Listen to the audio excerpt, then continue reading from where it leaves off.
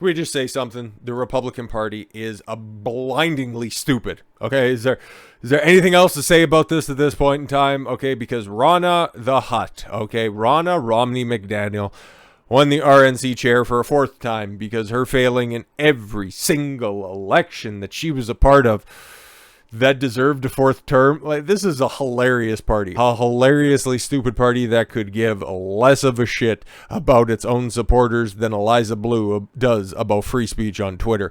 Anyways, former President Donald Trump congratulated Ronna McDaniel for winning another term as chair of the Republican National Committee on Friday. Why? Oh my God. Well, at least he didn't endorse her. Okay, Jesus fucking Christ, my guy. Trump had not publicly endorsed any candidate ahead of the vote, mostly because he was hedging his bets, and he took a look at the field, and it's like, well, there's so many people that, that are close to me, okay? Like, you had goofy-ass My Pillow Man. I'm running for the RNC chair, okay? And instead of banging my gavel on any sort of a coaster, I'm going to bang it on a My Pillow. And instead of a gavel, I'm going to use one of my new slippers. It's like walking on a cloud, and I'll bang the table. He was running for RNC chair. Lee Zeldin also got a vote. He got 1 vote. Mike Lindell got 4 votes. And the runner-up, who we'll get to, okay, Harmeet Dhillon here in a second, who would have been so much fucking better, but here's something else that we need to really have a conversation about. If the GOP wants to be serious, okay, if they are following the successful pattern that Trump established right there, instead of just throwing people with name recognition up on a ballot, these have to be substantive people. Trump is one of those individuals. Tudor Dixon running against Gretchen, I will lock you down until I say you can come outside and take a look at the sun, Whitmer. The fact that she won re-election in fucking Michigan, of all places, that should tell you that candidate quality is more important than legitimately anything else, okay? And I like Harmeet Dhillon. She does great legal work. What the fuck would she do as RNC chair? What are her bona fides outside of her being an American citizen? And that's all you need in order to run for the spot, okay? Anybody can do it, but not anybody can win. People who are established, people who are proven successes. And while Ronna McDaniel might not be able to navigate a fucking election, she can raise a lot of fucking money, and that's what they are more concerned with. And that's why in 2024, if they don't right the ship in some form or fashion, it's going to be 4 more years of whatever the Democrats want to throw at you, okay? I'm not looking forward to that shit, but that's the fucking grisly fate that we are staring down the barrel of at this point in time. Fucking Christ, get your shit together, you dumb fucks. Congratulations to Ronna McDaniel on her big win as RNC chair.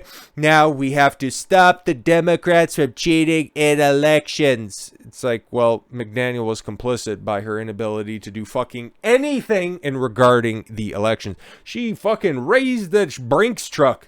A fleet of Brinks trucks full of money for the RNC coffers. And what did that end up doing? Funding stupid Senate races in 2020. Oh, Mitch McConnell made sure that he got a boatload of money. Lindsey Graham, oh, your campaign's covered, my dude. In 2022, Ron DeSantis, how many more millions of dollars? 30 do you down there? Okay, we want to make sure that you end up going to a rousing victory because we need somebody to pin up against Trump in a theoretical 2024 battle. You go ahead, you just tell us whatever you need. You blank check, buddy, okay? Here's my personal phone number, anything that you need. I like Ron DeSantis, but he's making some fucking moves, okay? Hiring a press secretary that was adamant about getting Trump impeached. Oh, yeah, that's a little thing that's out there. This Republican Party, man, they start to have just a little bit of a fucking populist lane, just like with the Tea Party. You can see it coming on the horizon. They don't want that to happen again. And who's they? The Uniparty in this situation, okay? There is establishment and everybody else. Get on board or fuck off. Previously, Trump said he liked both candidates, Harmeet Dhillon and McDaniel. I think they're both good. I like them both, Trump told Breitbart last month. It's like when I asked Queen Elizabeth when we were together, and I love the Queen. She was a great Queen, one of the best monarchs. Everybody was telling me she ran the country just terrifically, okay? Beautiful woman, great things, nothing but great things to say about her. Which president did you like the best? She said, I liked all of them. I like a winner. This is basically what he was doing in this situation. It's like, yeah, I like Harmeet. Harmeet's a good lawyer. Ronna McDaniel raises a lot of money. Those are the two things that you can say about them, regardless of how everything shakes out, okay? In that interview, Trump notes that Dhillon has represented him in court cases. Yes, exactly. So to see when this, the election result, this happened a little while ago. This is more or less just a cleanup video anyways, okay? So shut your fucking mouth. So they were trying to pin this. It's like, oh, business as usual for the Republicans. Harmeet Dhillon gets half the votes of Ronna McDaniel. What will Trump think about this? It's like, Harmeet Dhillon represented a bunch of election cases for Trump in 2020. I think their relationship will be fine, okay? And she's still wildly successful regardless. Harmeet is a lawyer for me, you know. He said, Harmeet is my lawyer. Thanks for clarifying that in only a way Trump can, okay? Need to be redundant. Redundancy is what you need to be. Friday vote represented the most significant challenge to McDaniel, a member of the Romney political family and niece of Senator Mittens Romney. Fuck him. McDaniel had faced two challengers, attorney Harmeet Dhillon and MyPillow CEO Mike Lindell, and it's not like, oh my god, they split the vote. Really didn't fucking matter. McDaniel received 111, Dhillon received 51. Lindell got 4. I seen Zeldin ended up getting 1. Okay, so what did fat ass have to say about this? The work to make Joe Biden a one-term president is already underway. Like what? It is time for our party to unite and rededicate ourselves to electing Republicans up and down the ballot. Very inspiring fucking boilerplate speech, you fat bitch. Speaking to Politico on Friday, Charlie Kirk, is that who it was? Yeah, founded Turning Point USA, yeah, all that stuff. A direct insult to the grassroots people that they send 10 emails to a day begging for money. Yep, exactly. That's what that means. Okay, business is fucking usual. But again, I would vote for Harmeet Dhillon, okay? Especially if it's like, okay, you got Ronna McDaniel right there. Yuck. Much better. Much fucking better. I prefer the Indian remake. McDaniel's victory suggests that a majority of members of the RNC have contempt for the people that they put them there. Kirk told Fox News on Friday, "I cannot, in good faith, tell our audience to keep giving money to the RNC. In fact, I tell them not to." Yeah.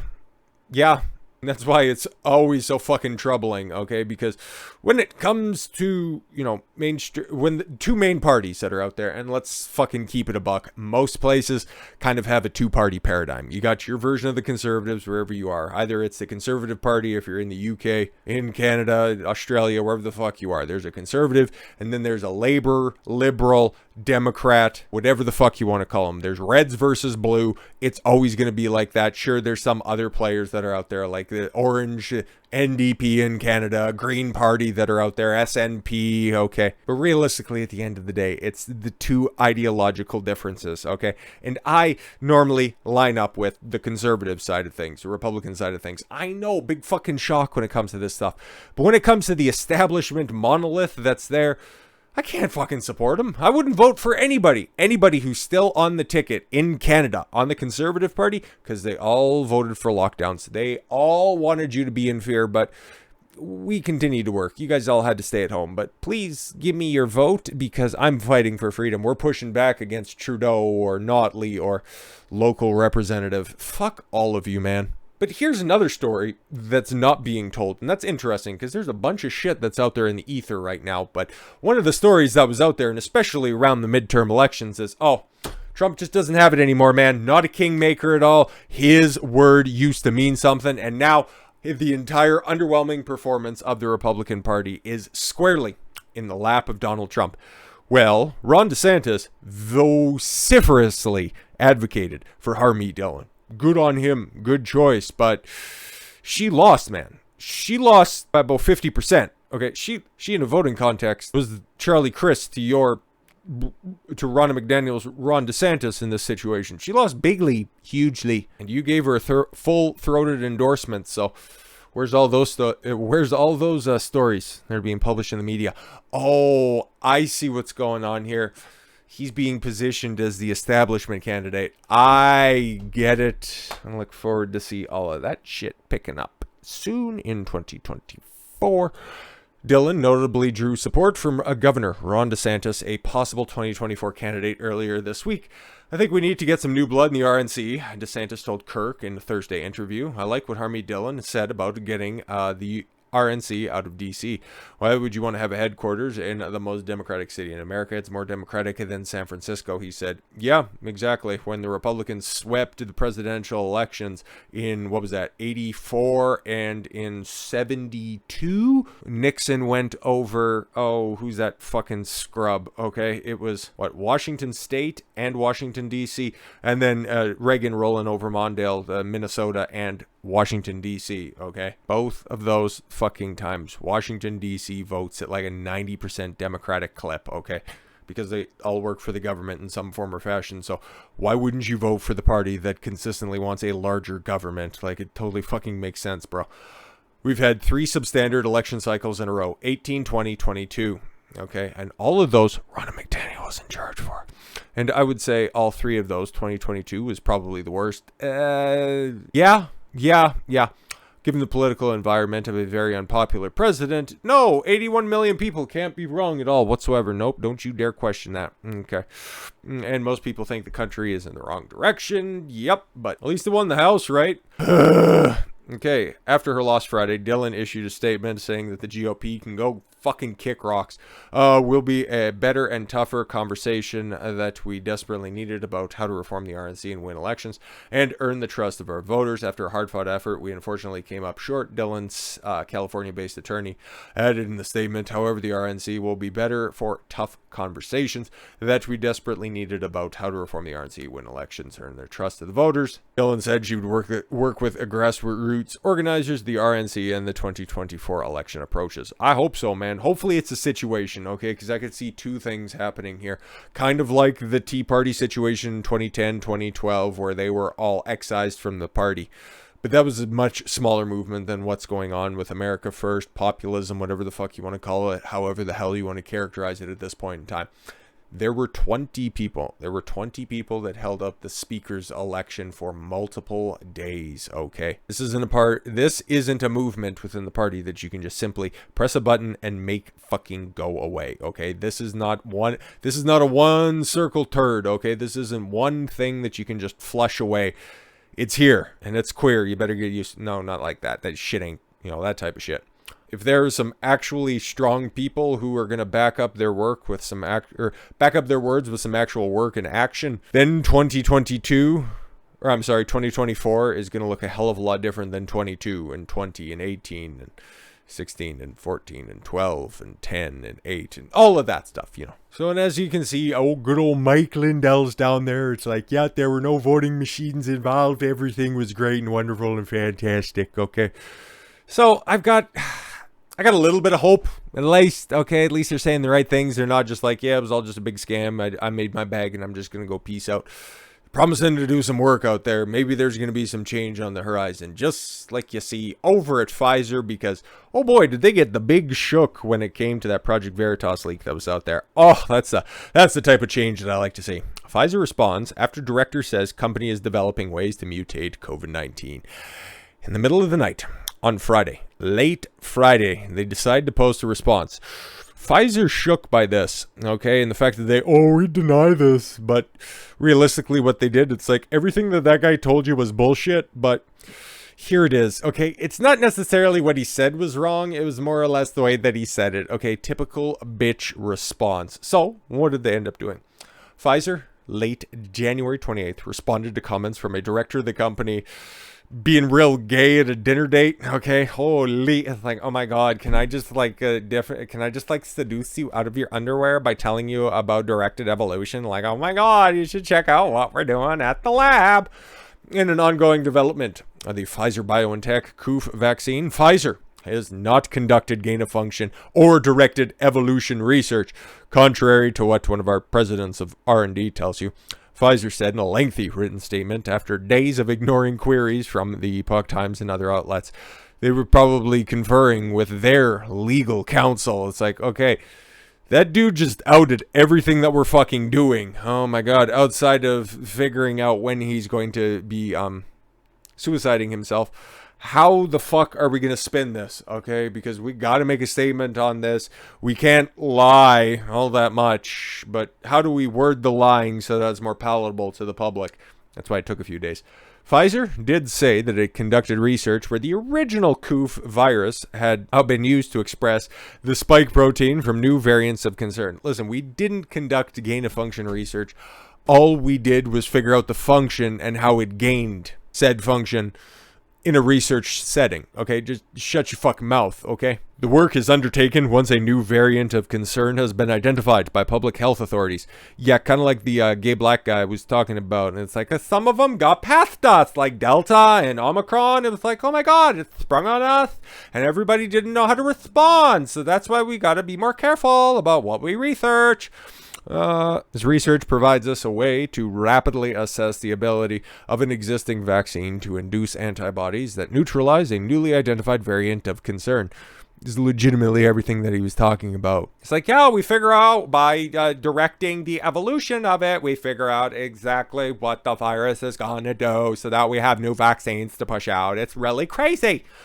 When you make this data available through peer-reviewed scientific, more appeals to authority, okay, just credentialism on display, and use it as one of the steps to determine whether a vaccine update is required. See, it's just exactly what he was saying, you know, without the rainbow flag waving in the background. Pfizer did say it conducted experiments in a level 3 laboratory. So, yeah, this guy's totally full of shit. Just, he was telling you the truth, but he's lying though. We're dispelling this misinformation. Okay. Pfizer said, yes, is in the work developing a treatment for the COOF. It is engineered, the COVID virus, to enable an assessment of antiviral activities in cells. Yeah, bro. They had to end up running damage control because, okay, there was a lot of speculation. It's like, does this guy actually work for Pfizer? Yeah, he was a part of some studies that were happening in early 2020, okay? Like his name, his number, everything before Veritas dropped all that stuff. It's still available on Pfizer, okay? All of that shit has been scrubbed, okay? Him probably very soon, just saying. In a statement, Pfizer did not dispute that Dr. Jordon Trishton Walker, who told a Project Veritas journalist that Pfizer was exploring how to mutate the COOF, was or is a Pfizer employee. Yeah, no, he's got a very long old list of credentials behind him. That's why that video ended up taken off. But then it got taken off of YouTube, so I don't know how much longer my analysis of that's going to take, but that was just reading a bunch of different articles on the topic. But yo, man, things are changing out here. Hopefully for the better, but they are, at least as of right now, they're changing. So, with all that said, thank you all very much for the gift of your time. I've been Don Consuelo. I want you to follow your gut and get after it. Take care, everyone.